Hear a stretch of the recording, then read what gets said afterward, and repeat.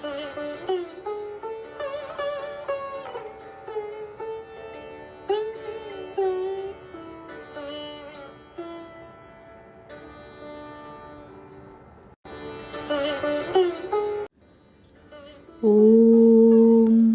यथाग्निर्दाहिका शक्ति रामकृष्णे स्थिता हिया सर्वविद्यास्वरूपां तां शारदां প্রণমাম্যহম। শ্রী শ্রী মায়ের কথা। স্বামী শান্তানন্দ।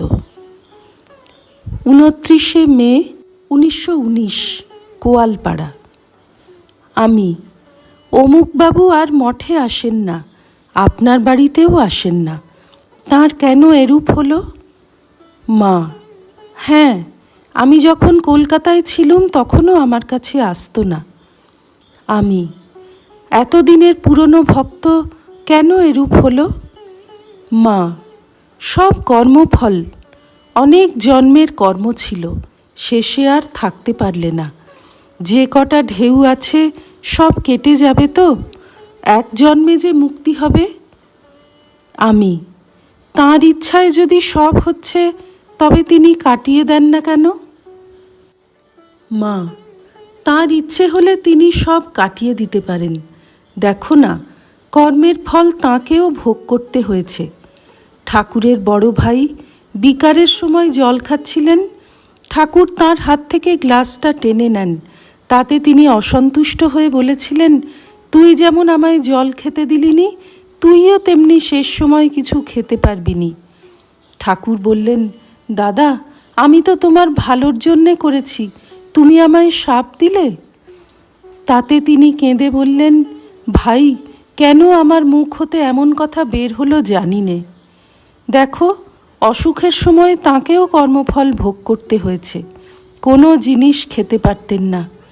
এরও অনেক জন্মের সংস্কারের ফলে এরূপ হয়েছে। দেখো না, অমুকের কি হলো, কোথা হতে যে কি হয় বুঝতে পারা মুশকিল। 4 জুন 1919, কোয়ালপাড়া।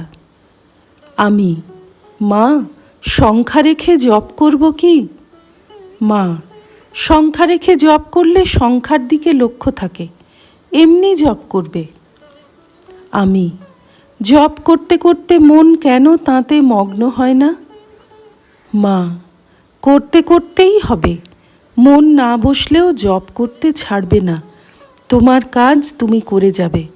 নাম করতে করতে মন আপনি স্থির হবে, বায়ুহীন স্থানে দীপশিখার মতো। বাতাস থাকলে প্রদীপের শিখা স্থির থাকে না, মনেও কল্পনা বাসনা থাকলে মন স্থির হয় না। ঠিক ঠিক মন্ত্র উচ্চারণ না হলে দেরি হয়। একটি স্ত্রীলোকের মন্ত্র ছিল রুক্মিণী নাথায়, সে রুকু রুকু জপ করত, সেজন্যে তাকে কিছুদিন ঠেকতে হয়েছিল। পরে আবার তাঁর কৃপায় সে ঠিক মন্ত্র পায়। 12 জুন 1919, কোয়ালপাড়া। আমি কিছুদিন হলো আসন অভ্যাস করছি, শরীর ভালো থাকবার জন্যে। এই আসন অভ্যাস করলে হজম হয় ও ব্রহ্মচর্যের সহায়তা করে। মা: শরীরের দিকে পাছে মন যায়, আবার ছেড়ে দিলেও পাছে শরীর খারাপ হয়, এই বুঝে করবে। আমি: মা, আমি 5-10 মিনিট করি, ভালো হজম হবার জন্যে। মা: তা করবে, কোনো ব্যায়াম করে ছেড়ে দিলে শরীর খারাপ হয়, তাই বলছিলুম। আশীর্বাদ করি বাবা, চৈতন্য হোক।